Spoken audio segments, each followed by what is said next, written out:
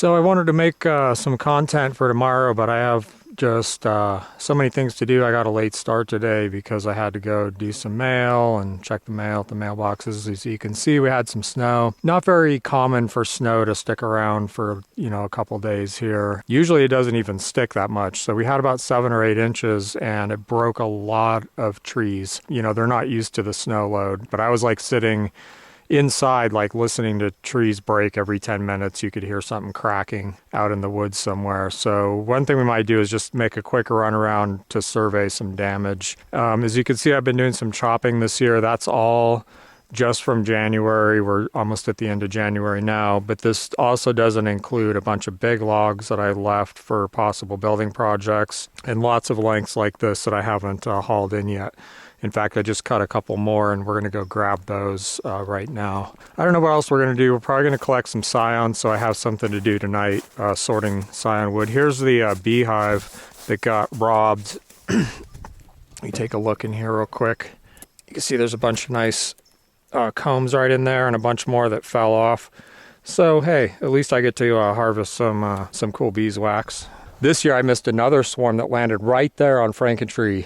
Just sat there, and I was like, I'm too busy, I can't deal with this right now. I looked the next day, they're still there, and I'm like, they're gonna leave any minute, and they stayed pretty much all the next day too. So I'm just gonna yard up this wood to haul in.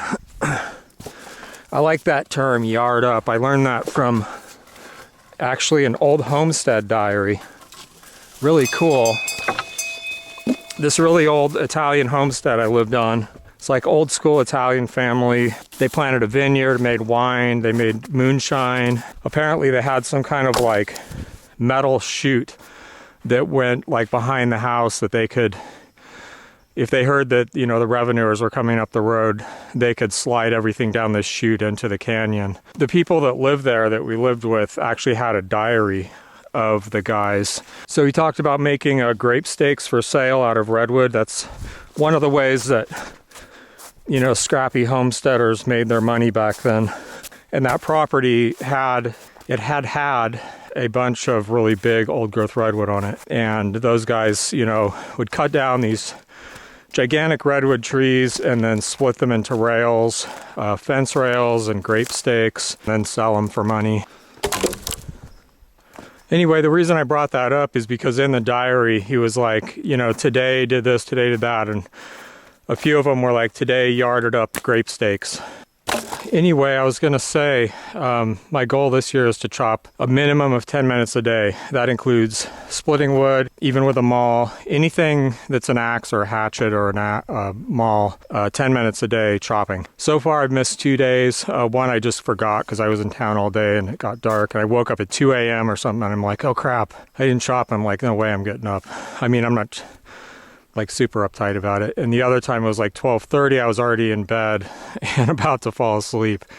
I'm like, no way I'm going to get up, wake myself up and risk like not being able to fall back asleep. But yeah, I've been doing really good. And quite a few days I will chop only about 10 minutes. I don't actually time it. I just kind of guesstimate. But most of the time I'm cutting a lot more and I like it. Maybe 1 out of 4 days or something, I go back out and chop some more just because I like it. And it's compelling. But I don't usually work for very long just because I have a lot of other stuff to do. And the idea is to just kind of see how it goes if I accumulate small amounts of time. So I'm just real interested in the idea of a daily axe practice. I mean, most people are not in a position to chop every day. Like just if you don't have a wood lot. I mean, I walk out my back door, you got trees falling down like, 50 feet from my house here. But if you do, I'm really interested in this idea of a daily axe practice. And so far, this is going great. I really like it. It's easy to pull off 10 minutes. Even if I'm tired, I can just kind of like sling the axe at some logs out here. I keep a pile of logs in the yard, so it's always easy. Sometimes if it's dark, I'll split kindling for a while. Or carve something with a hatchet. Any of that counts. So let's go for a walk around and just survey some damage real quick. I just want to make a quick circuit. Take the axe with us. Oh yeah, the Axe Cordwood Challenge is on this year. It has new leader, Kevin Keach. And I've never watched any of his videos yet. I'm going to go binge watch his channel just to catch up, like, doing my homework. But so far, Ben Scott was running the Cordwood Challenge, and I pretty much was MIA, and he did a great job, kept it going, and then passed the torch to Kevin. Yeah, so we're going to go kind of down into the woods and make a circuit around the perimeter here. And I know stuff fell down. I heard it. You can see, usually this is like a big thicket of ferns, but the snow smashed everything flat. I do have some shiitake oyster mushroom logs here. You see if there's any mushrooms. Probably not. I mean, I've already harvested some. I think, you know, they're pretty much done for this year. You can see here's an old shiitake here. But this I don't want. This I don't want. These are, you know, competitive fungus that got into this log. It also has maybe charcoal fungus, looks like. So this log's not going to grow any shiitakes. Oh, but look here. There's some babies that might grow out if it warms up. So note to self, come back and check the shiitake logs. Okay, let's go see what damage we have. This is Woodwardia. It's the native plant here that most indicates water. Used in traditional native basketry in northwestern California. Have I talked about this before? Maybe I have. Each stem contains 2 really long white bands like this. And these are used for patterns in basketry. They're often dyed with alder bark to make a red pattern. It's just this beautiful, perfect material. You don't have to do anything to it except take it out and scrape it clean, which is unusual for basket materials. But it's actually not even a strength element. It's just a pattern element. So when you're weaving, you actually lay this on top of the strong piece that you're weaving with, you know, that makes a substantial, you know, functional basket. And then this just kind of lays over the top. And so you see this, even though the strong weaver's underneath, because this stuff is not very strong. It feels strong now, but when it's dry, it's not very strong. And this is the plant that most indicates there's water. Like this whole area where all these ferns are is basically springs just bubbling up out of the ground. It doesn't mean that there's a spring with enough water for you to use, but it means it's wet all year. And not just like a little bit damp, but pretty wet. If I was looking at a piece of property to buy, I would just hike the whole thing systematically, and that's one thing I would be looking for. So you can see there's just a bunch of fresh stuff down. This is new. So yeah, this whole root ball of this bay tree just ripped out. Boom. Hey, look at that. Is that a spear-worthy piece of bay there? Probably not, but let's check it out. I like hand spears, like throwing hand spears. It's pretty fun. It's a real skill. It's hard to be accurate, and it's also hard to steer them straight, so they keep flying and don't, you know, fly sideways. This is too short and too tapered. The bark and leaves of this plant are really, really potent. Like if you smell them too much, it can give you a headache. The first time my ex-wife smelled it, I was like, you should really smell this like a lot so you understand like what happens if you smell it too much, you know? Because she was gonna be like teaching classes with me and stuff, and I was just kind of training her about that kind of stuff. And she had a migraine for, I don't know, I think 2 or 3 days. Finally, our friend who was studying Chinese medicine did some acupuncture on her and her headache went away. But she didn't let me forget about that for a long time. Yeah, see, now I'm gonna like not do my work and just play around in the woods. Well, I want this stick for my hide tanning. I just like to have sticks, like nice hardwood sticks to stir things with. Look at this. Nice bark. I can fit more bark in my woodshed, but I'll be harvesting a bunch this spring when if I'm chopping 10 minutes minimum a day, it's gonna accumulate. There's another green tan oak top, so that's more bark.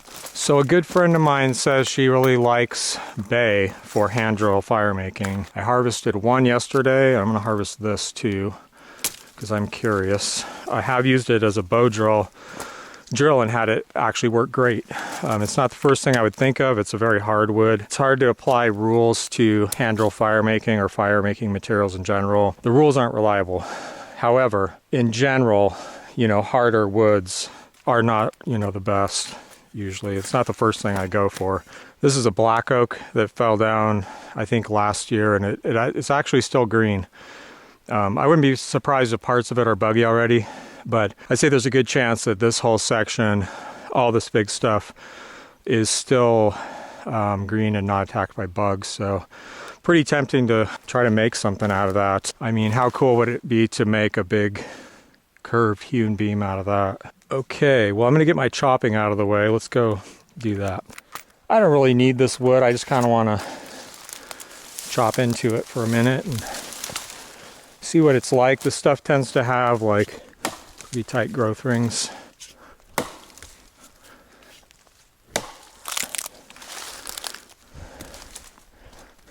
So let's just take a ring count here, just out of curiosity. 19, 20, 40. I'm going to say 41, probably, give or take a couple. That's no spring chicken for just a tree limb. Someday I'll learn not to go hiking around with too many layers on. I actually like getting out in the cold a little bit. Most mornings, the first thing I do is take off my shirt. I sleep in a shirt, and then when I get up, I take it off and put on, you know, long johns, maybe some sweatpants, maybe my beanie, but just to expose my core. You know, it's a crossroads. You get up in the morning, what are you gonna do? Are you gonna hide from the elements and stay in warm, sleepy mode, or expose yourself to elements and challenge your body to wake the hell up? And then I start a fire, so, you know, I just do my morning stuff. I go out and make coffee, get some firewood. Before too long, the house is warming up. You gotta be real careful if you use your axe to pull stuff like this. I mean, it works great, but just be aware that, you know, you can easily slip, and just be, you know, extra cautious. That little voice in your head starts saying you're about to have an accident. Listen to it. I love cutting this madrone. It cuts really clean.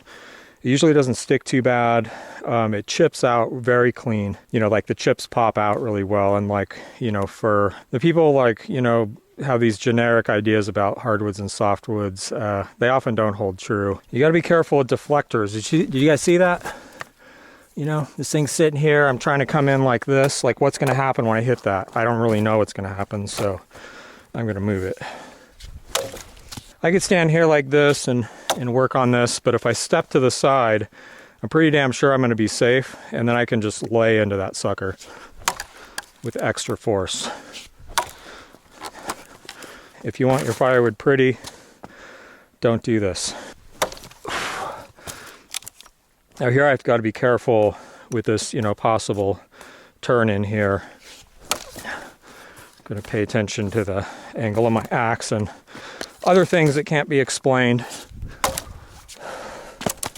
Again, axes are great for pulling wood, but be aware that if they come loose, you know, same thing with hooking into the ends of logs like this, and then this is a great way to carry firewood.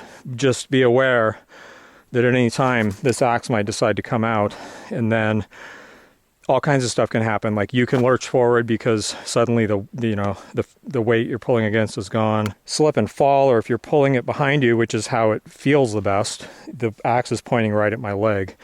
So just super useful technique, but be careful. See, look how clean that chips out. Now this stuff gets really hard when it's mature and dry.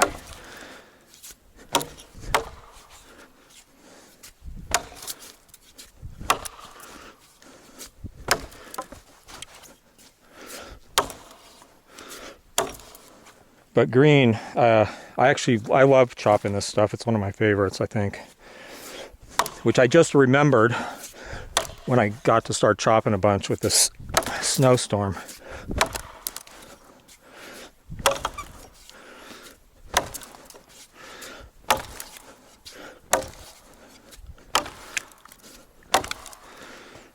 I think I'm going to cut it here and then clean some of this off, because that's not going to be that hard to do.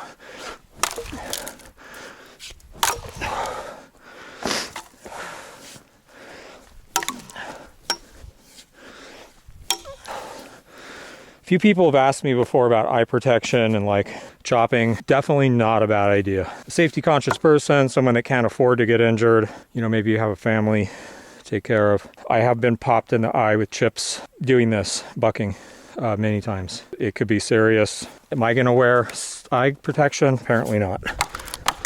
But it's for real.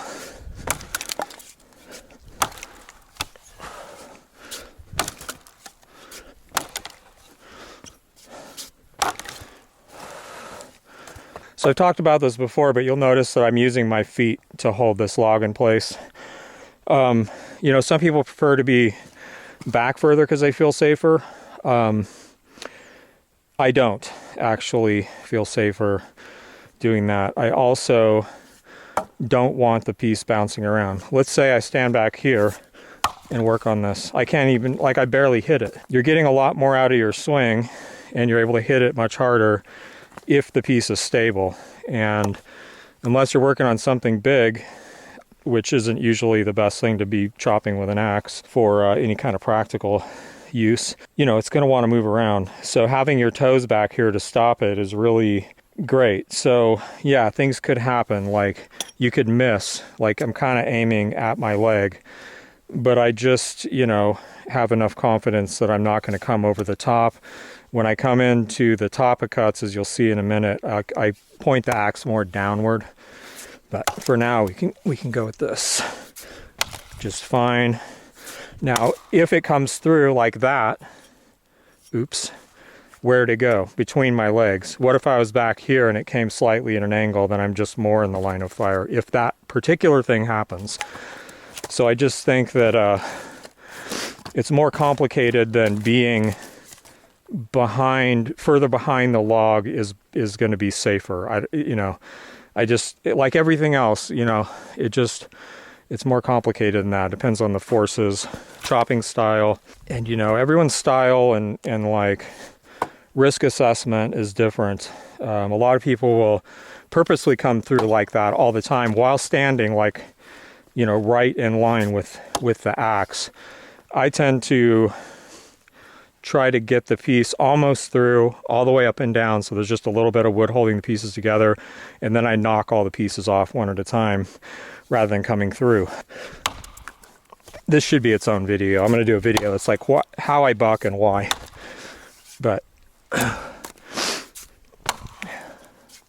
somebody remind me what I was just saying. If I do this in a big line, it didn't really work out here. This wood is very brittle, so you know, most woods are a little more fibrous when they hold together. This stuff's just like shattering apart. But typically I want the whole log I'm working on notched up and down both sides, with each piece just barely attached with something big enough to knock off with one axe blow. Whole piece being still a unit has much more mass, and so it resists the blows of the axe. And again, your piece isn't like flopping and flying all over the place. You also, because see, like I'm going to stop right here, so it reduces the amount of work I'm doing right near the ground. The only disadvantage is, here, let me finish this notch and I'll show you if this even holds together. It's just really wants to come apart. Yeah, this stuff's so brittle. I mean, that's why the chips come out so nice. But, you know, I'll roll it over like this, but often there'll be a bunch of mud here, so you're going to hit your axe in the mud with that. I could care less, honestly. I might just dull it a little bit. Well, that was easy. Okay, well, I'm going to call that 10 minutes, and a swing and a miss.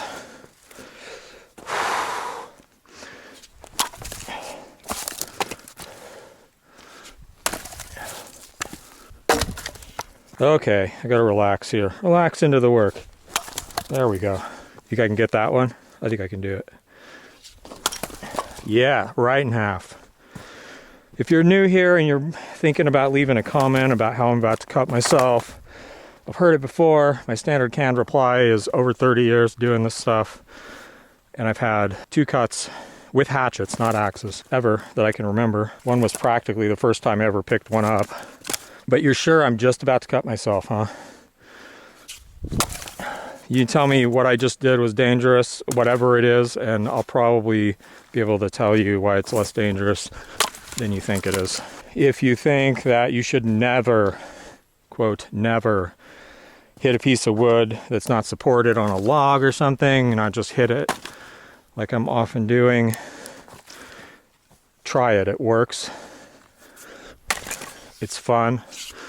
There's a lot of converts, not just me, including some very famous axe influencer types, Morris Kahansky, Dudley Cook.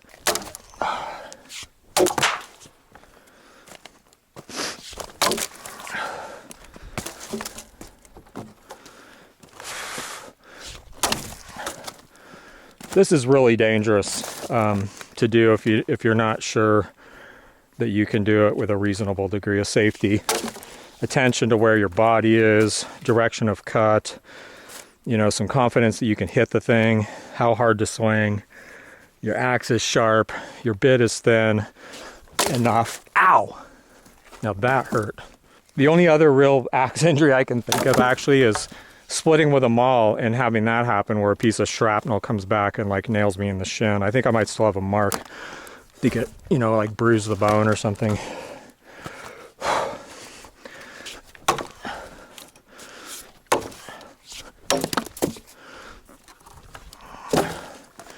Yeah, this is fun.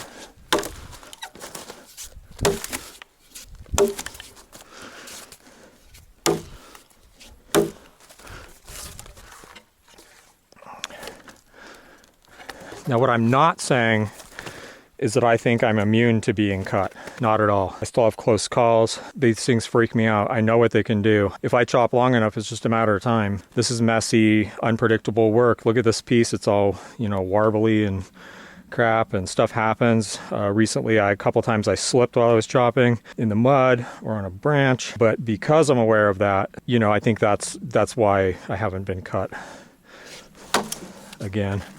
See, I thought I'd just like ease into that one a little. It didn't pay off.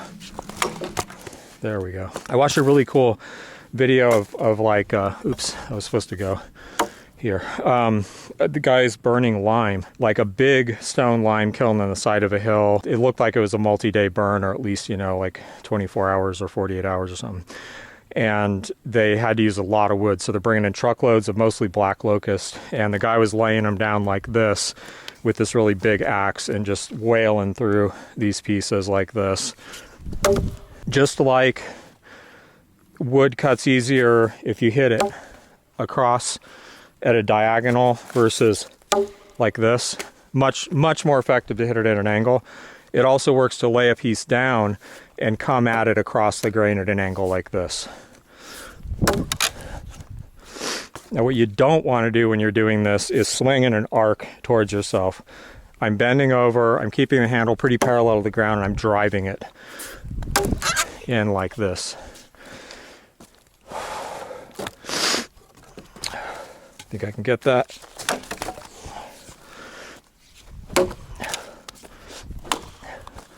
If you want to see someone that's really good at work like this, check out Owen Jarvis. That guy's a maniac, you know. He's young, strong, he has access to wood lots, and he chops a lot. His lopping game is like off the charts. Check him out. Regular cordwood challenge dude. Hey, my new guitar strings. That's exciting.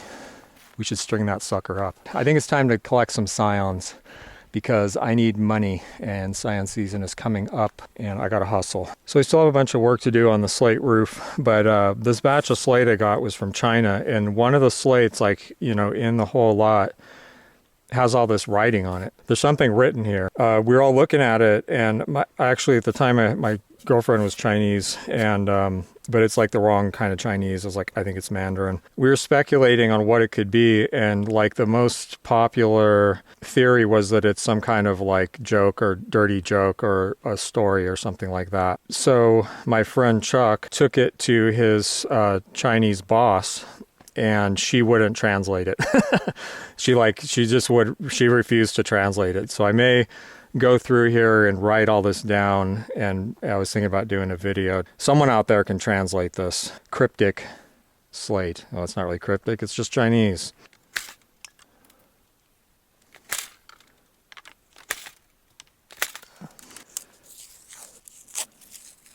So this branch way down here, scruffy looking thing, is called Joey's Red Flesh Pear. I have not been able to get anything off of it. The pack rats chew on it sometimes. It's so low to the ground that if it has any fruit, something eats it. I had some deer in here last year. They did a number on it. But I'm going to cut anything I can, which is like that little stick, this little stick, even though it's a couple of years old.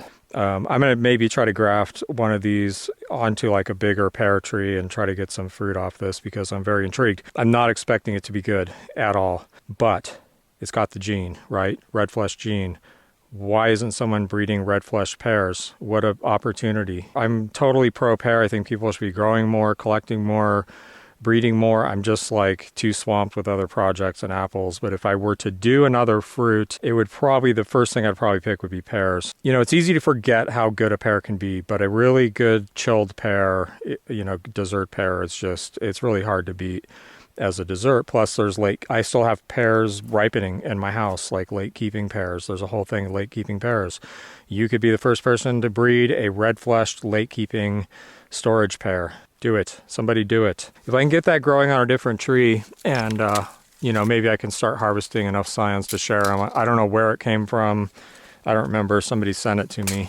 Well, this is all poison oak, and I've been piling up brush there, and some year I'm going to light this on fire and torch that poison oak and burn out the pack rat nest. This pack rat that's been ravishing my golden russet tree for years. It's not even the same one, but every time I kill one pack rat, another one just moves in and strips the tree. They chew all the wood off, all the fruit wood. Like these should be studded with fruit wood. All the scions, I see like one scion way up there. Let's see if we can get it, but it's probably gonna fall in the bushes there. I might be able to kind of throw it and make it. Let's just cut this whole thing. That'll help pull on it.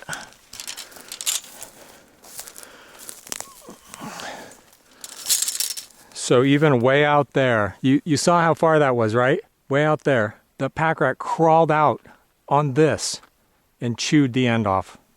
Like it's like a chisel, just nipped it off. Now you can graft older wood like this, but it's not, standard practice to send it out to people. It's a little less reliable. Oh, there's one out there, two. One year I had a whole bunch of pollinations on this, really cool stuff with red fleshed apples and other russets, and the rats clean that out too. Maybe we'll get a few here. I know I've been talking this apple up and people want scions, but the other tree appears to be virus infected, so I'm not going to send anything out from it this year.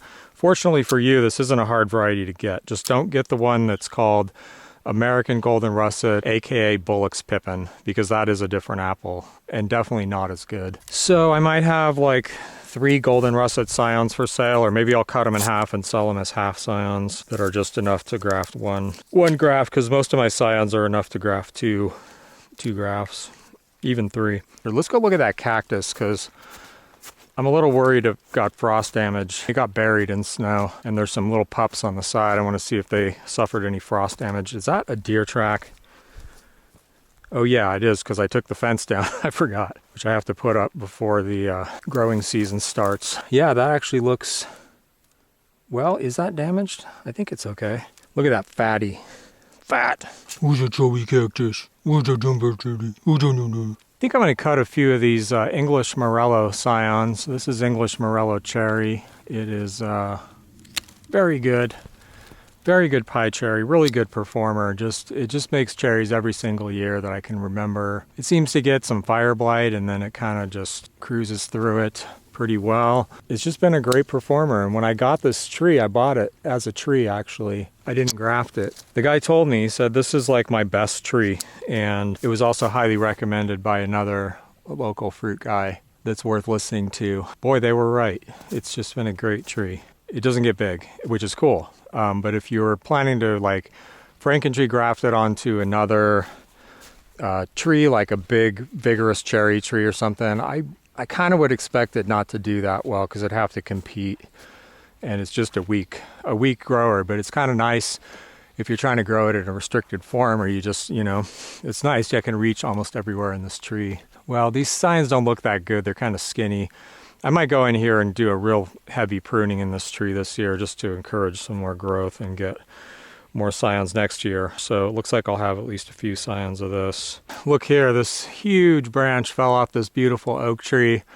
I'm hoping to do a video on this thing of tight crotch angles like that, because that's what that is, and that's why this broke. And a patron recently asked me about that, and they're like, you know, why do trees naturally grow tight crotch angles if it's bad for them? And I think that's a good question. I have a few things to say about it, because this tree is like a feature of the property. It's like right on top of this knoll, just beautiful old tree, and now it's not as great. And it has this huge open wound that's going to start to rot, and then eventually that side will fall off, etc. That's going to be a project. I'll be out here with my axe a lot, I'll tell you that. But you can see why I'm bummed that that branch broke and this tree's going to start breaking down. There's another branch we lost over here. You guys don't want to watch me collect scions all day, so let's see if we can find some apples to taste. This is just like a little stunted version of Hoople's Antique Gold that fell into this bag, and it's just been sitting here shriveling up.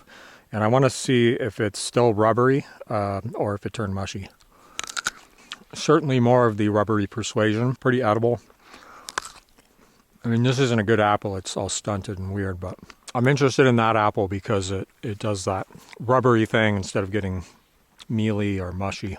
Okay, here's a sugarwood grenadine with Wixen cross of mine that I probably will be releasing this year. I'm not going to have a lot of scions because I don't think there's very many. Actually, maybe I will. Let's see what it's like right now, though. Okay, it's still firm. It's like mealy but waxy.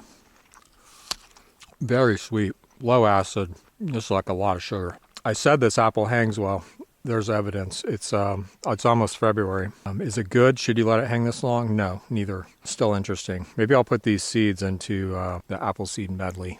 Here's my Peasant King tree collard. In the wintertime, birds just love this all the way into the spring. That's almost the worst thing about it in this climate, is the birds that just ravish it. Like now, from now on, probably everything that grows out of here will be mauled by birds like this, and worse. And it'll get worse as more birds move in for the springtime that are, you know, migrators. The idea is eventually to get more cuttings so I can start to propagate this. But a lot of my cuttings just barely survived the summer or didn't do that well. Unfortunately, the parent plant, the original plant, got cut down and died. Pretty soon, though, I'll have cuttings. But at this point, any cuttings I propagate are just going to be making more stock to, you know, to grow more cuttings. Well, there's a couple Lady Williams here. They're usually ripe February 1st, which is like I don't know, a few days away or something here. So is this any good? Maybe this is good. The birds hit them pretty hard, but not as hard as you'd think they would.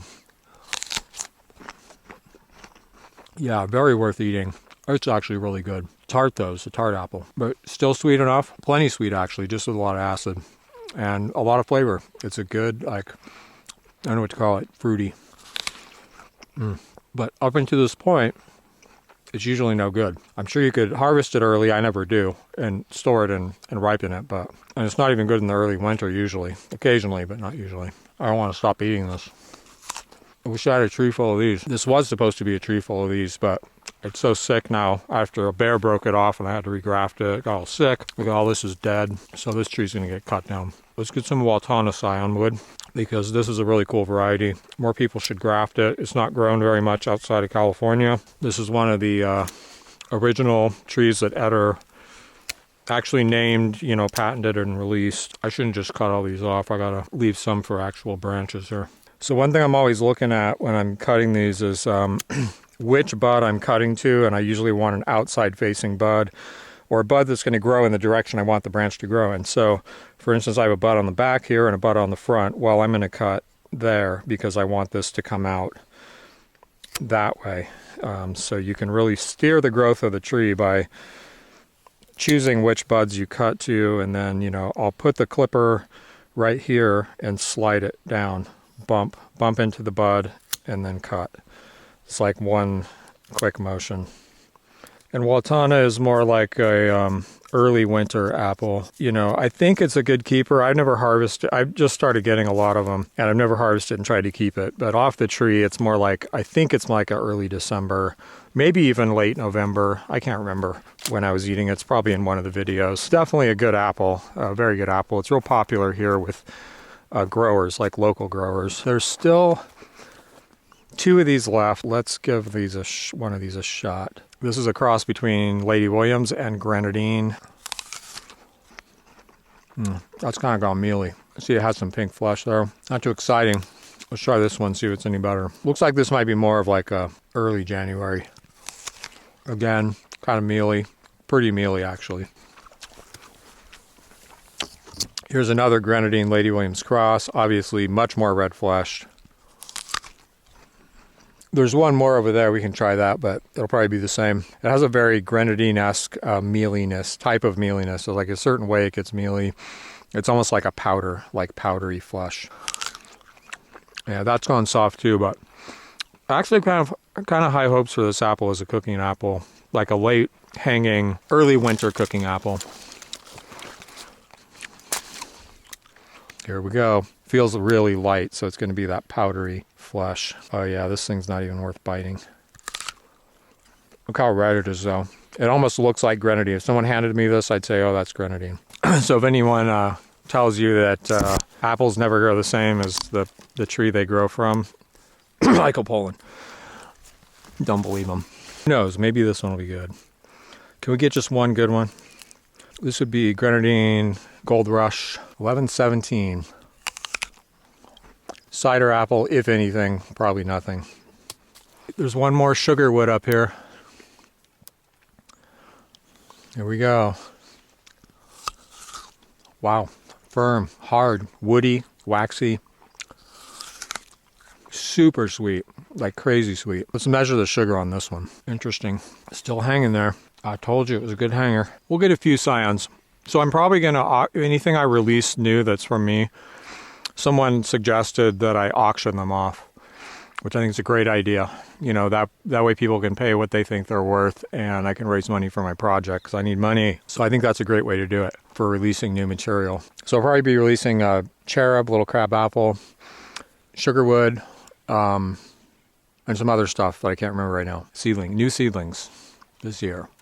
Probably. Still thinking about it. If anyone has suggestions on how I could do some kind of auction like that, like it'd be cool if I could auction them all off at once, but let's say I have 10 scions of something.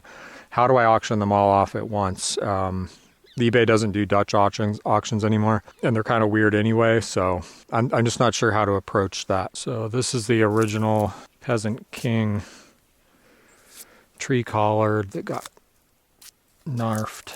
If you think tree collards always grow back when you cut them, they don't. I'm going to cut this and keep it just in case I want to make something out of it. Because as you can see, it's wood, very substantial. I could turn that on the lathe. Maybe I will. I did some experiments with trying to get seedling scions to fruit earlier by grafting them onto fruiting spurs, and this one is grafted here and then it arcs over a fruiting spur that was here. It looks like it died, and then regrafted in here, so it's kind of this arc. I have a bunch more experiments I want to try along those lines. It'll be interesting to see if any of these show any signs of fruiting early. I'm not seeing anything right off the bat. Now remember, this isn't just regular fruitwood. These are new seedlings grown from seed, and they're in what's called like a juvenile stage. So the scion has to reach like sexual maturity. It has to go through this whole process. What I'm trying to do is jumpstart that process by essentially giving them hormones, right? I'm trying to trick the tree into shooting these guys up with hormones by, say, putting a scion near a bunch of fruiting spurs, which again, there was something here and something here, but I don't see them anymore.